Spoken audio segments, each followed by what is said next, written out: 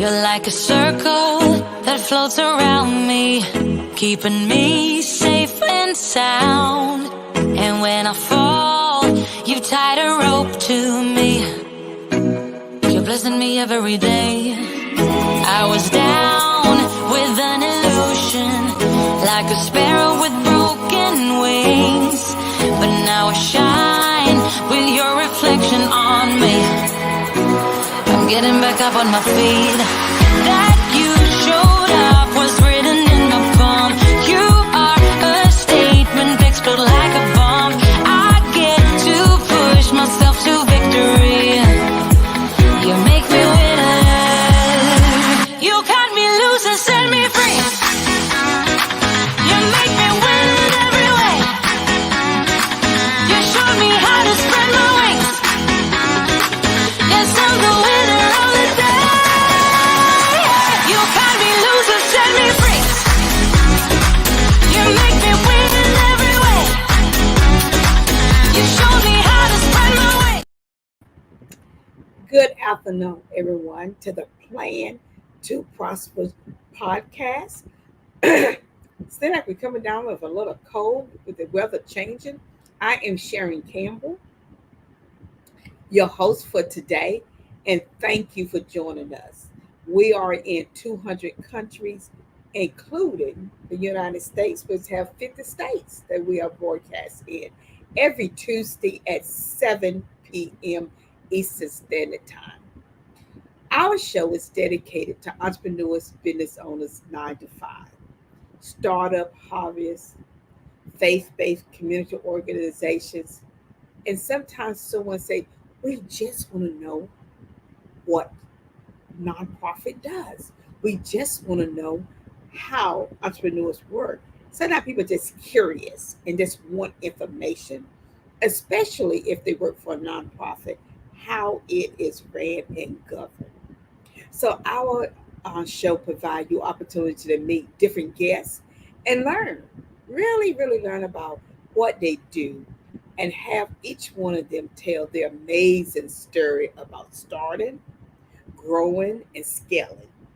And sometimes we just have teachable lessons where we'll come on and give you the top 10 business tips to grow your business. Sometimes we'll have a information session on a particular topic that may be like policies around contracting and government contracts, federal contracts. And so we'll have a segment on that, financial literacy. So I challenge you to challenge yourself to think about time management and put this show in your calendar for every Tuesday at 7 p.m. Eastern Standard Time. Give yourself a 30-minute notice so you can be prepared, even be able to have something to take notes on, or some type of technology that you can record in. We are on Facebook, LinkedIn, Pod TV with Roku and Amazon, as well as YouTube. So you can find us in so many different ways. You can also go to the website, which is thesharoncampbell.com, and you'll be able to send us information about what you would like the show to look like, what you would like to do, but also if you decide you want to be a guest on the show. Today, we have Ashley Campbell that will be joining us. And Ashley is from RDU Black Therapists. And so it's about having therapists that's in the Black and Brown community and the low income community to have a voice, and why it's so very important that you have people that look like you that's working with you in your community for so many reasons. So often people do not get assistance because they don't feel the person could not possibly understand. And so Mark, with no later ado, can you just bring Ashley up for us, please? Hello, Ashley. How are you doing? I'm doing good. How are you? I'm doing very well. I'm doing very well. Well, I want to thank you for taking this time out to really talk to us about the RDU Black therapists and the importance of having a Black therapist in the Black and Brown community, as well as the low income but also share your website with us and how to get in touch with you. So the platform is yours, Miss Ashley. Okay, so I founded RD Black Therapists to bridge a gap between finding Black therapists for the community without having to cipher through a bunch of other therapists, basically. I believe strongly in having culturally competent therapy. And oftentimes that is going to come from someone who understands your experience. Mhm. Um, and so Black therapists understand the Black experience, Right. essentially, which is ingrained in our everyday life. And so that's the main reason why I founded it. We have a directory. You can find us at www.rdublacktherapists.org.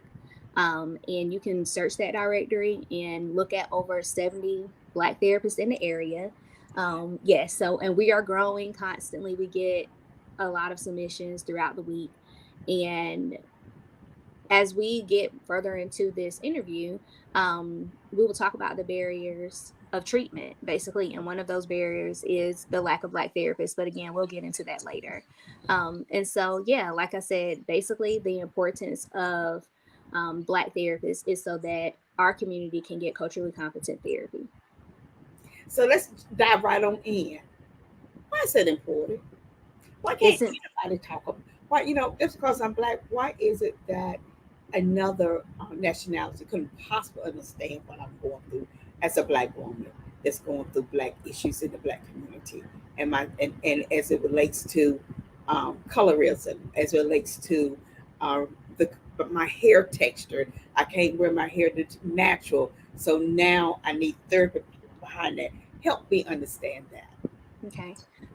So it's as simple as being able to show up to your session and not have to explain why your hair looks a certain way, right?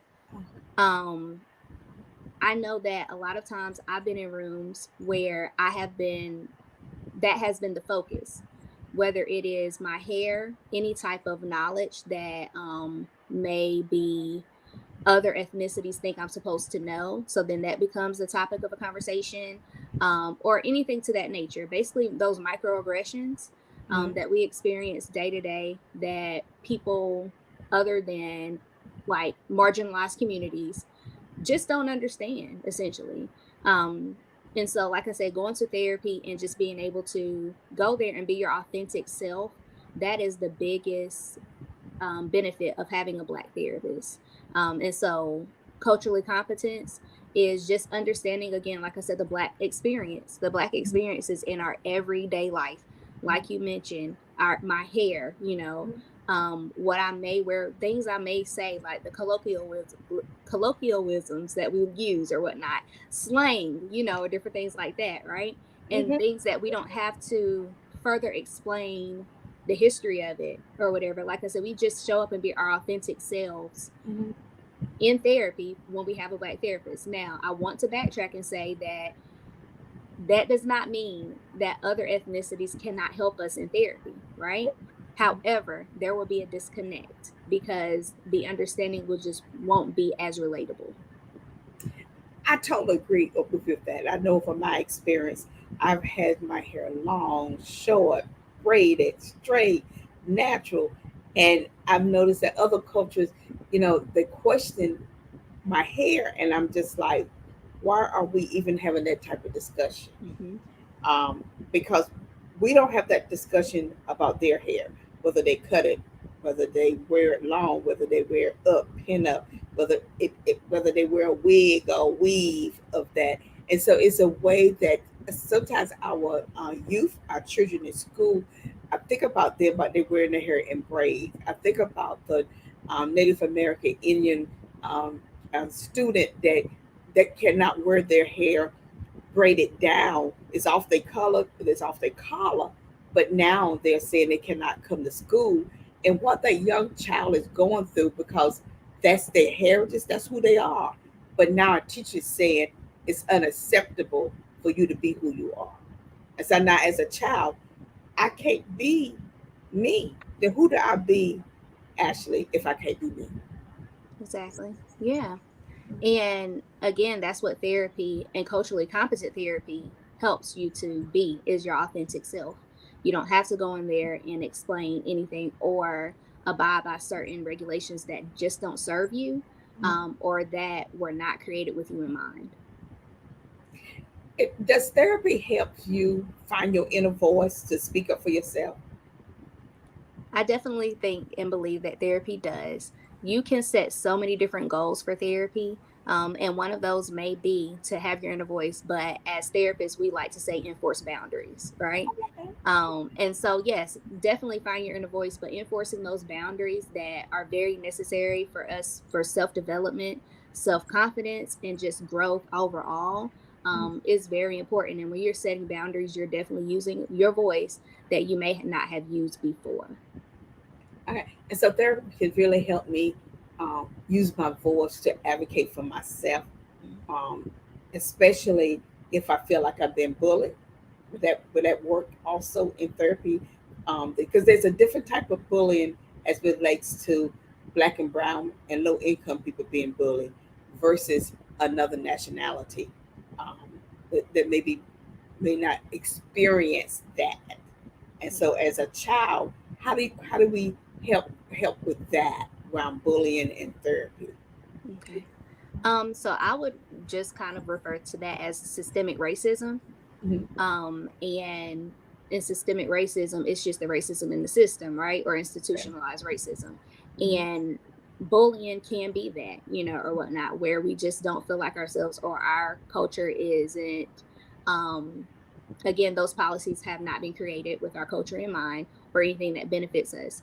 And so with children and or adults who may feel like they're under peer pressure or being bullied systemically, in the racism eye or whatnot, therapy can help with that. There are plenty of therapists who are black who Mhm. are also trained in systemic multicultural therapy. Good. So there are so many different facets of therapy and Mhm. trainings and whatnot that really help therapists hone in into whatever niche they want to be in and acquire that knowledge. So now they have that educational training or professional training, but then they also have their own experiential training from being black.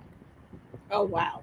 And I want to shift to men in therapy, Hmm. especially black men and black little boys that go to therapy, especially the black man that needs it, or the black and brown, low income men that needs therapy. Can you talk to us more about how to get them to overcome that and seek the help that they desire?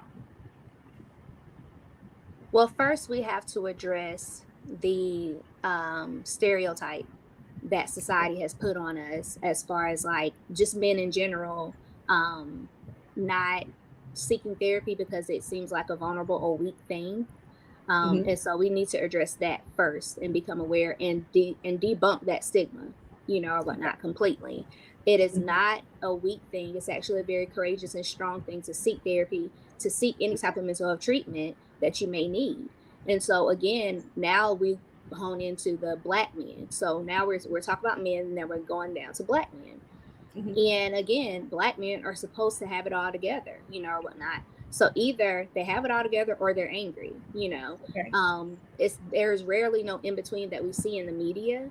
And Hmm. so we want to also debunk that stigma and Okay. encourage black men that they too can be hurt and they too can heal from childhood things that they didn't really think that they were supposed to be impacted by, but they were.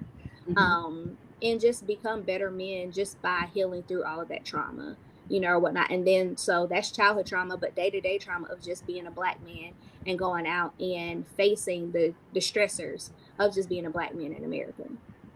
Oh, great. There's this myth in the black and brown community in local Anchor is what's in the house, stay in the house. Don't you go out and tell nothing. There's nothing wrong with what's happening in the house. How do we work through that? That what's in the house, stay in the house. Don't you say about the house in the black and brown communities? Basically, again, that's another one of those stigmas that we have to debunk, right? Or those sayings or those learned beliefs, right? Because we have a learned belief system. Hmm. And I think that plenty of people in the black community can relate to that saying. I think we've all heard it, or whatnot. Because as black people, we do uphold our privacy. because why? That's rooted in, basically us getting in trouble in the legal system, right? And Okay. so we are very private about a lot of things because historically we have been targeted by the legal system, right? And so, and then, basically I just feel like that's where that comes from. However, we have to know that we do have a safe space where we can go talk through our problems without anyone feeling like they may get in trouble, or Mhm. whatnot. And that's just at the lower end of the spectrum, because obviously there may be some things that are going on in the house that there should be legal action taking place, right?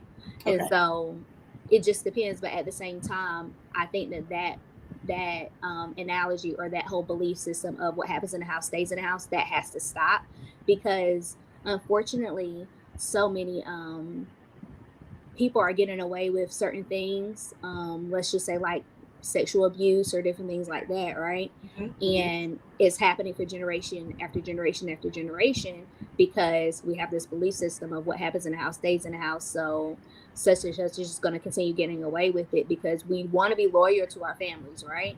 Right. But at the same time, right is right and wrong is wrong. So therapy will give you that voice. I am glad you said that, because when you said it, I thought about the movement now about around women's rights, women's body, around abortion, about abortion as relates to health issues and crisis. And now seeing like black women has been left out on that conversation, but we too may need that health assistant on because of our health, because that it's going to, we could probably bleed to death, we could probably have all of these side effects if we do not. And what I'm some research I did is that doctors are is really holding back on providing that same level of information to black women, that women can't do it here, but you have other alternatives. Fear that um, we may go tell on them, Mhm. and so now our health is at issue, or we need to terminate a pregnancy because of something going on with the feed. It's so much, but we're not being heard, and now we are needing therapy around how to deal with that. Right. Yes. Mhm. And that is a barrier of treatment. So, like I Mhm. said earlier, we have three barriers. Well, we have multiple, but the three that we're going to talk about today are the barriers of treatment. And one of them is the mistrust of the medical and mental health system. Okay, go ahead And and talk about that. so, with that, that's rooted in his history. It's Mhm. historically, Black people have been lied to or just done wrong by the mental health or medical system. And I'm going to name the most popular one is the Tuskegee experiment, or whatnot, right? And Right. so there have been so many things that have happened within the medical and mental health system where doctors Mhm. have operated or researched or experimented on Black people without their consent, without Right. telling them the full story. And Mhm. now we have been impacted negatively because of that, right? So that's Right. one barrier of treatment. And with Black people entering into the mental health field and even the medical field, the hope Okay. is to bridge that gap so Mhm. that our community can trust us, or whatnot, versus having to trust a Western European system, which again is the second barrier to treatment, because a lot of psychotherapy is rooted in Western European roots. And so Right. a lot of that doesn't really apply to our experience because it's not our experience, right? Right. And Mhm. so that's why, again, it's important to have a Black therapist, if you choose to, Right. because now we can understand and we're able to challenge some of the trainings that we may have learned because didn't have enough statistics along that correlated with the Black community, right? And Right. so we're able to go out there and do our own research and Mhm. gain our own statistics so that we can acquire certain trainings and Mhm. research data that will help us help our communities. And then let's see, so I said the mistrust of the medical system, the European roots of psychotherapy. And then the last barrier is the lack of Black therapists, right? Okay. Unfortunately, in January, there are only 2% of Black therapists that make up, the field in the world, or in the US, sorry. Okay. Anyway. And obviously that's a problem, because now a lot of Black therapists are full, because more of our community is saying, yes, it's okay for me to go to therapy, which is a great thing. This is Okay. awesome, right? However, now, because it's such a minimum amount of Black therapists, we're needing more people to join the field so that we can continue to help our communities.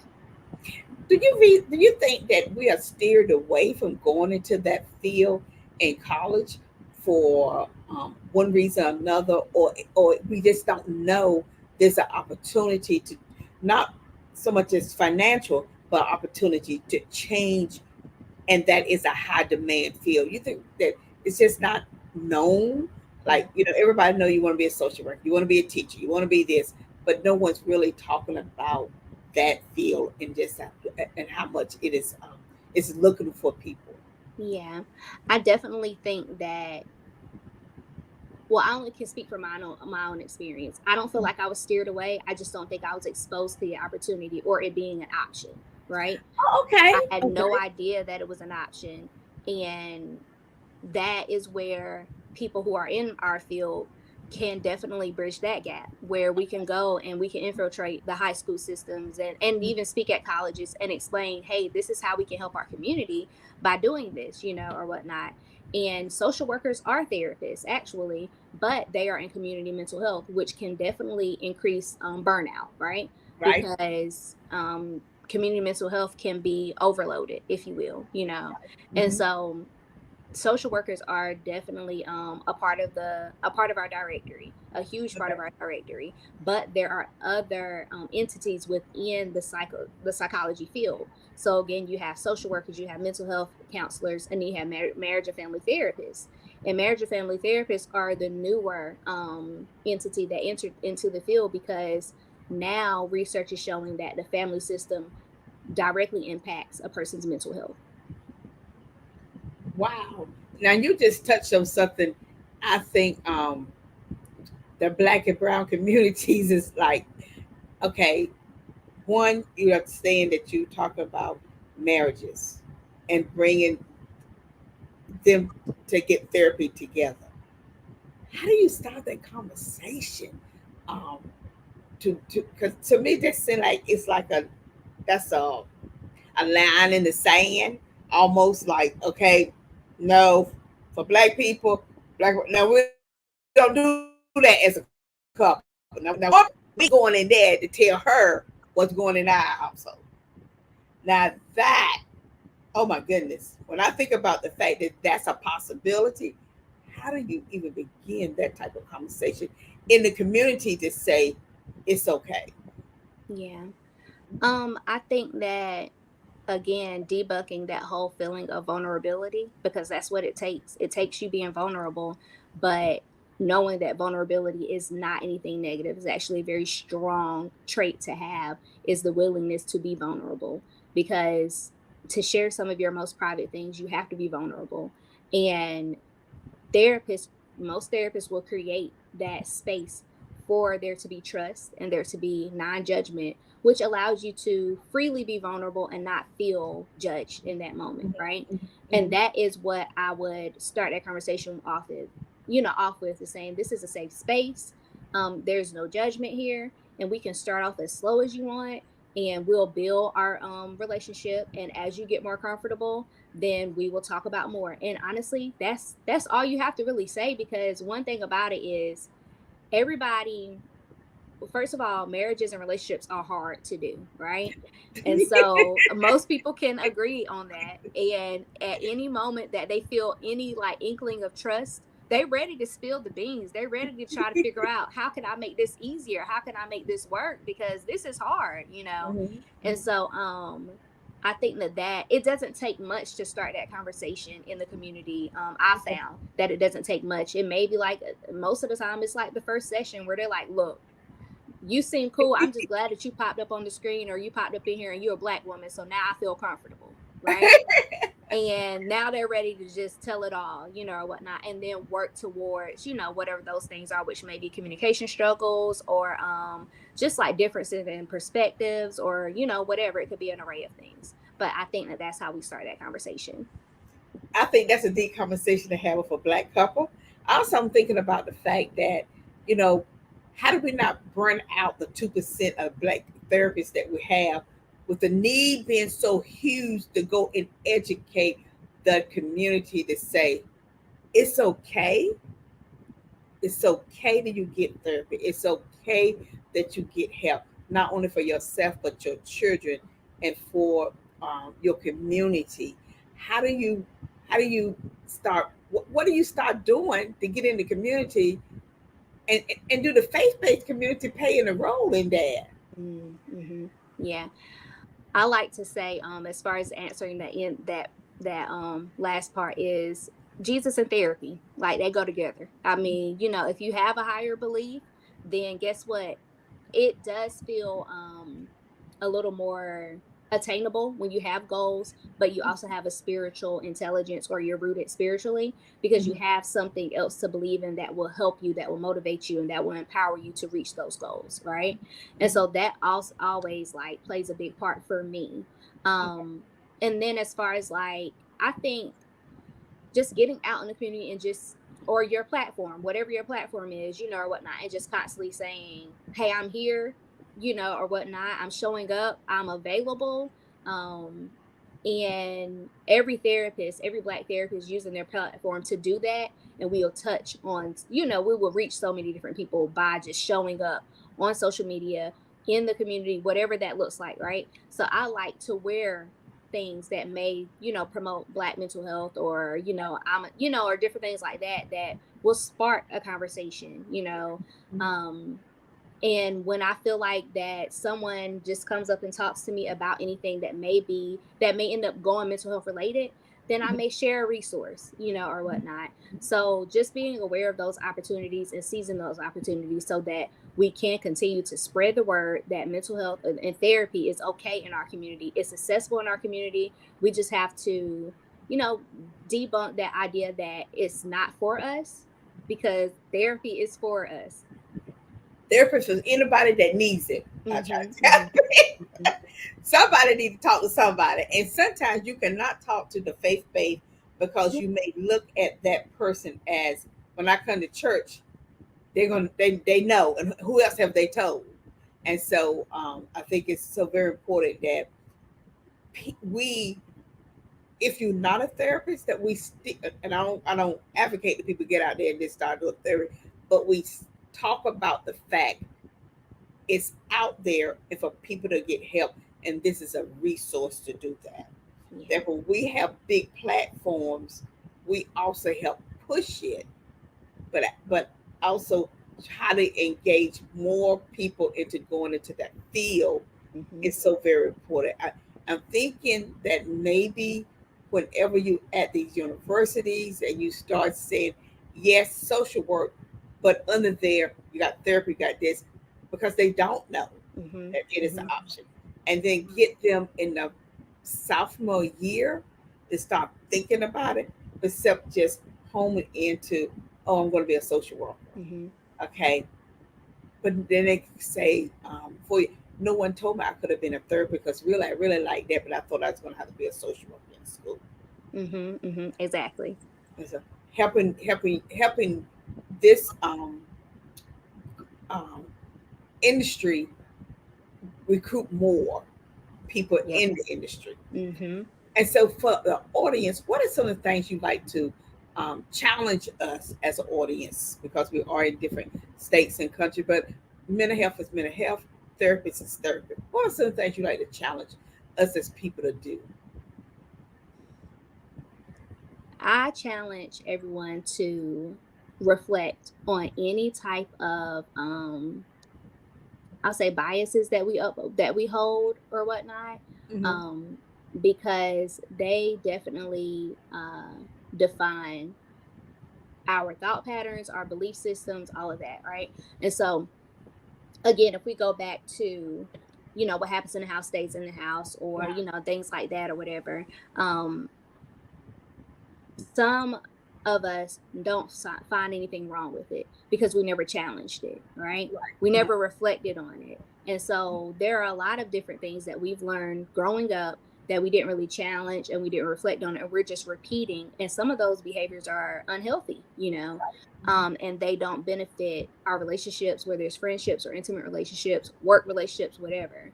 And Right. so I think that that's the biggest thing I challenge everyone to do is just look within. If there's anything that has happened or you currently see happening in your family that kind of gets you a little like cringy in the chest or it makes you a little uncomfortable, then Mhm. I would say don't ignore that feeling.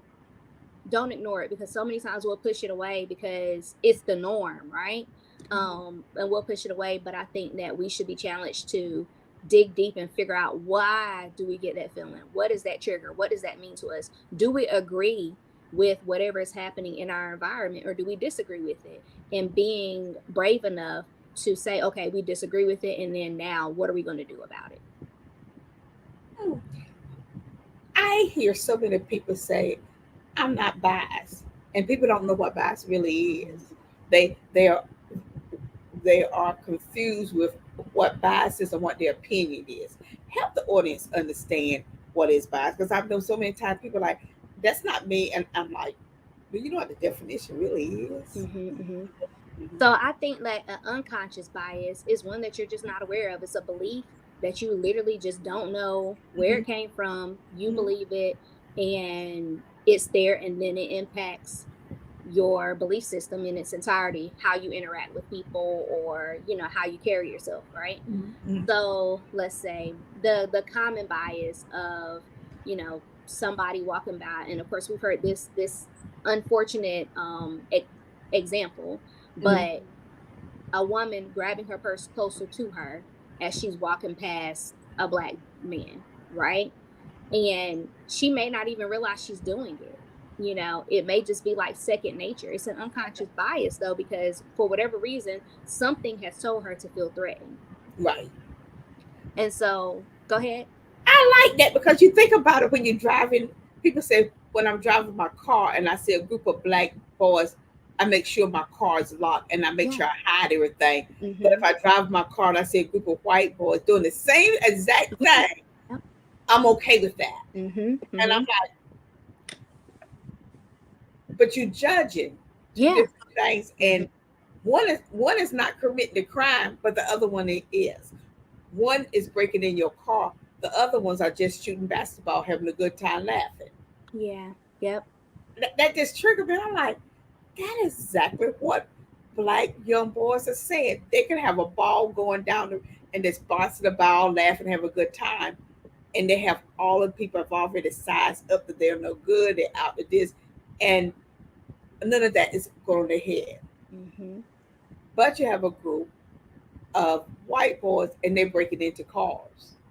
And you done left your pocketbook in your neighborhood and you find out, oh my goodness, but I thought it was the other ones that was bouncing the ball, Mm-hmm. and Yep. it wasn't them. Mm-hmm. The what do you call that, doorbell ring Mm-hmm. to someone else. Mm-hmm. But when you did the reporting, you reported on who?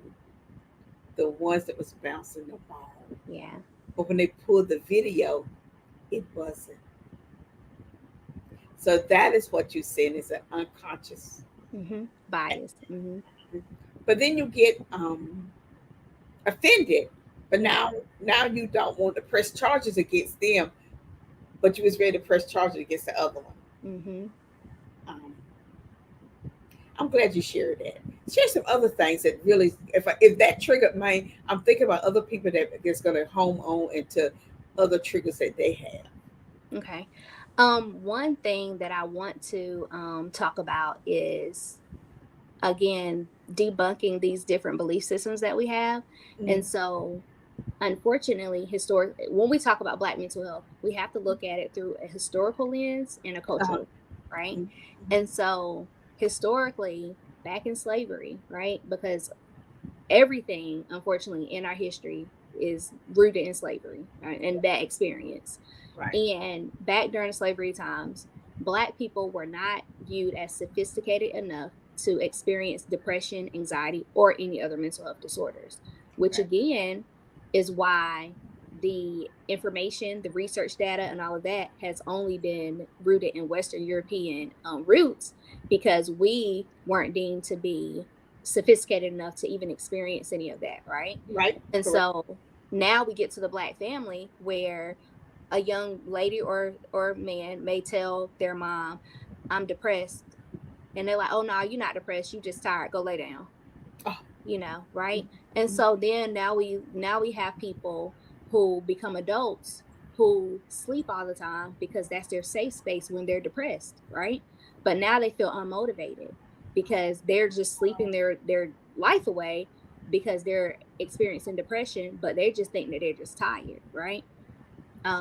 Anxiety, saying, "I got anxiety." No, you just stressed out. You just need to go and get you something to eat. You know what I mean? Or something like that, right? Mhm, And mhm. now you have people who overeat to find comfort. You know what I mean? So just challenging some of those things that we automatically do. And I'm not saying that everything that we automatically do is something wrong with it. It's Right. rooted in something, but it doesn't mean there's something wrong with it. But Mhm, challenging and just reflecting on everything we do, especially when it seems like it isn't concerned, or if someone points it out to you, whatnot, like, "Wow, you sleep a lot," and not being defensive about that, right? right. And just trying to dig deep and like, why do I do that, or whatnot, and just trying to reflect on that so that we can heal as a community and help the next generation do the same thing. And giving people permission to say it's okay that you experience the depression. It's okay. It Yep. is. It does not mean something is wrong with you. What it means is that you is going through something. You don't have to filter that. Whatever it is, you don't know how to filter it. That's all. Mhm. To me, that's what it said. Michelle Obama said it well when she said when COVID was in, she felt depressed. She had to figure out how to filter that. Mhm. And she knew her husband loved her, she knew all of that, but she didn't know how to deal with that Yeah. because it was different. It was strange. It was like, Mhm. what do I do with this? Yes. Mm-hmm. Yeah. And just even making it a conversation, or whatnot, an open conversation to explain everyone has dealt with some sort of depression at some point in their lives. It is very normal. It does not have to be a diagnosis for you to be depressed at times. Everyone has dealt with anxiety, or whatnot. It does not have to be a diagnosis, and it does not have to be medicated, or whatnot. Obviously, there are different ends of the spectrum, right? And if Right. if you feel like you will function better on medication, then definitely go for it. But we can also learn some coping skills because it may be lower at the lower end of the spectrum, Mm-hmm. so that we can deal with that depression and anxiety, or anything like that. But it's so common, and I think that the conversation needs to be had more to talk about. Yes, this happens. This is what I've done to overcome it.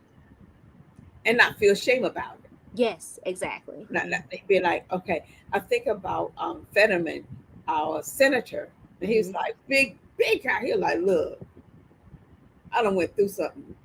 I done had this hard part. I got to go and process all of this in Hmm. my head and what I'm going on. And to say that, and you're like, because everybody see this big old tall big guy, and they're like, well, he got. How did that happen to him? It size, height, none of that matters. Not socioeconomic status, where none of it, like, because we know so many celebrities that have dealt with very extreme forms of depression that ended in suicide, Right. or not, right? And Mhm. so it doesn't matter, or whatnot. Everyone can and will at some point deal with it, right? But that's okay, because we can have certain resources in place so that we can tackle those things. And again, like you said, and not have any shame about it. And the reason why the shame is because no one wants to talk about it or admit it or feel vulnerable enough to say, "Hey, I have been depressed before." Mhm. And it's okay to say that. Uh, what are some other takeaways that you would like the audience to take away today that they can do something or be aware of something to help somebody? It may be even in their family. What are some of the takeaways you would like for us to take away? Okay. So I would say let's just say that you're not quite ready to get therapy, right? There's still some resistance there. There's so many resources out there that will help you in the meantime, right? I always say if you can talk to a professional, definitely talk to a professional. However, if you're not 100% comfortable talking to a professional, then maybe reaching out to a nonprofit organization, any of those type of entities, if you will. There are so many different ones. Mental Health of America, Okay. and then we have some right here locally. So just doing a Google research, right, Okay. and or doing a Google search and seeing if you could talk to someone, right, and say, hey, what resources do you have available for me? Okay. Even because we live in this pandemic age now, a lot of things are telehealth, right? Right. And so, fortunately, we can use that to our benefit, and maybe we can find an online support group Okay. where we can literally show up and almost be invisible. We can listen to other people's stories and really relate, because that's one of the biggest things that does help with therapy are support groups. When you know that someone else, when you know you're not alone, and you know that you're Okay. not experiencing something alone, and there are other people who are experiencing the same thing that you're experiencing, a Mhm. lot of times that really helps with quicker progress, right? And Okay. so yeah, and just doing those type of things, like if you still have that resistance on trying to like say, okay, I'm gonna go to therapy, there are other resources out there that will help you get more comfortable with going to therapy, right? And then even I would say the family portion, Mhm. as families, we have to be mature enough, emotionally mature enough to say, hey, baby, I don't think I'm the right person to talk to about that. Let's go get you some help. Yeah. Versus just listening, or whatnot, and kind of giving some suggestions that aren't as helpful, because a lot of our family members haven't had the healing that they need to actually give the advice from a healed place, right? Right. And Oh my then, goodness, that is so powerful. I mean, that's powerful. But mhm, you just mhm, said from a healed place. mhm, Because if you mhm. ain't healed, please don't try to heal nobody else. Yes. So yeah, that's what I would say. If as family members, we have to have that responsibility where we just go ahead and put our pride aside. Just put your Right. pride aside and be like, look, I don't think I'm the best person to talk to about that, and suggest someone. And then after you do that, keep that information confidential. Don't go tell my cousin or my whoever, Did whatnot. I say? Did you say Look, what? don't go tell Confidential. nobody, because we have to create an emotionally safe space for one another, or whatnot. And so that means we can't be going and gossiping about certain things. I think that is one of the things you just said. Is that you want to talk about it, but you're scared because you know Everybody something you're gonna going to tell somebody. And then when you go to the family gathering, know. Mm-hmm. you like this here, oh Lord. Mm-hmm. And Mm-hmm. then and then now your mind then went somewhere and Yeah. that person ain't said anything. Yeah. Yeah. But that person mannerism has made you think Mm-hmm. they have told. Or Mm-hmm. someone may walk up to you and say, girl, how you doing? And you Mm-hmm. look over there and I'm seeing, my goodness, Elizabeth done told that. Why Yeah. she just came over here and asked me how I'm doing? And Yeah. that person just asking you. Yeah. Now Yeah. what do you have? Now you deeper, Yeah. Yeah. deeper, Mm-hmm. Mm-hmm. deeper. And so you are right. Do not put yourself in that position Mm-hmm. to be nosy Mm-hmm. Mm-hmm. if you can't help that person. Yep, exactly. There you go. That's Uh, that's the best way to sum that up. you that's supposed to gossip Yeah. and know goodness well you getting ready to pick up the phone and tell Yeah. everybody about that person. Yeah. And what I have also hear you say is self care. Step back Mhm. and take care of you. Mhm. Yes. Take it, and that's so very important. I got from you when you said step back and you need to take care of you Mhm. first. If you feel remove yourself out that environment. Mhm. Let some family members go Mhm. because Yeah. if you don't, or friends, people that anyone that's beating you down, or making Exactly. you don't feel whole, Mhm. um, beating up on your self esteem, beating Mhm. up on making you feel bad that you can't Mhm. hardly get out of bed. Exactly. And Mhm. you have control over that. That's enforcing a boundary. That may start with enforcing a boundary with yourself and saying, hey, my self-worth is higher than that. I don't have to take on this treatment from anyone, or whatnot. And oftentimes we find ourselves putting ourselves back into environments that we know we're going to get beat up on, So I would say, if you fall into a pit and it's wolves down there, and you telling these wolves to stop biting me, you know what I mean? Like, that's what they do. Like, you got to trust people to be who they are, and then you have to set that boundary with yourself and feel confident, right? You don't have to feel ashamed or guilty that you set that boundary, and then say, okay, well, this is my boundary and this is how I'm going to enforce it, and I need to take care of me. I think a lot of therapists, that people need therapy, is about dealing with family issues that end up going into corporations. It is that I was treated this way now with a boss that's beating me down too. Yeah. And now now my self-esteem, my self-worth, all of that is like, if I could just show up and go through, if I could just dodge him, if I could just move this way from this boss, whether it's a thing. But it also starts from way back that you've been bringing and you never dealt with it. Yep. And like you said, setting those boundaries, because as humans, we want to be loved. We want to experience love. We want our family members to love you. And what I tell people, that sometimes you're not going to get it from there. You got to go find, as they say, your tribe, your people, that's going to pull into you. And it's okay. It's not your family member. It's okay. That it's not them. Yeah. And giving yourself permission to know that it's okay, and it's not you. It is them. It is not you. You can't fix them. You only got control over yourself.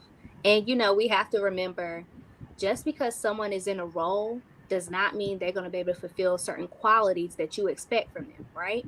Okay. So let's just say that I have a friend, right? And I am an entrepreneur. Let's say I'm an entrepreneur, right? And I'm going to my friend who is supposed to be my friend, who's supposed to be my cheerleader, who's supposed to, or whatnot.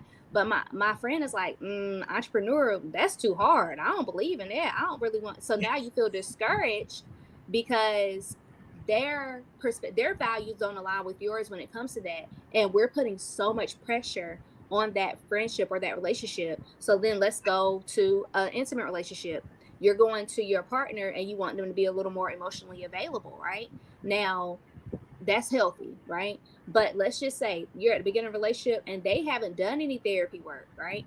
And you're saying, okay, they're in this role and they're supposed to do this. They're supposed to, but that may not be a quality that they've quite gained yet. And so we have to be aware of that, right? Okay, now let's go to parents.